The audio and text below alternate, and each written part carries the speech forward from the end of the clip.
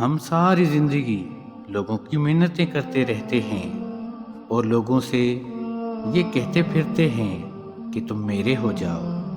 میں کہتا ہوں تم اللہ کو یہ کہہ کر تو دیکھو، تم اللہ کے ہو کر تو دیکھو، وہ سب کو تیرا نہ کر دے تو کہنا۔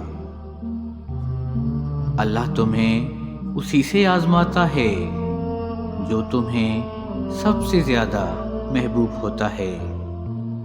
وہ تمہیں تمہارے ہی من پسند چیز کے ہاتھوں بے بس کر دیتا ہے، اور پھر وہ بے بسی تمہیں کہیں سجدہ کرواتی ہے تو کہیں فریاد لے کر خالی جھولی پھیلاتی ہے۔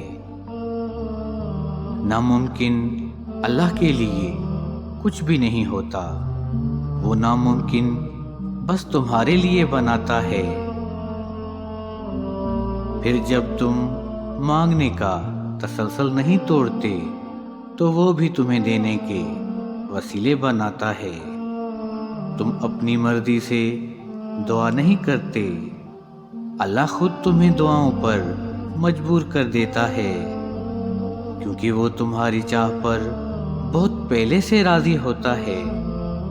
آزمائش تو بس ایک بہانہ ہے، بس پھر تمہارے ہاتھوں کو دعاؤں میں اٹھنے کی دیر ہوتی ہے کہ وہ نصیب موڑ دیتا ہے۔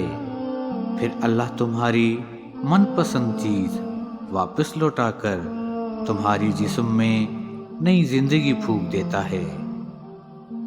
تو کیا یہ بہتر نہیں ہے کہ تم پہلے ہی اس سے مانگو، بجائے کہ لوگوں سے منتیں اور فریاد کرو؟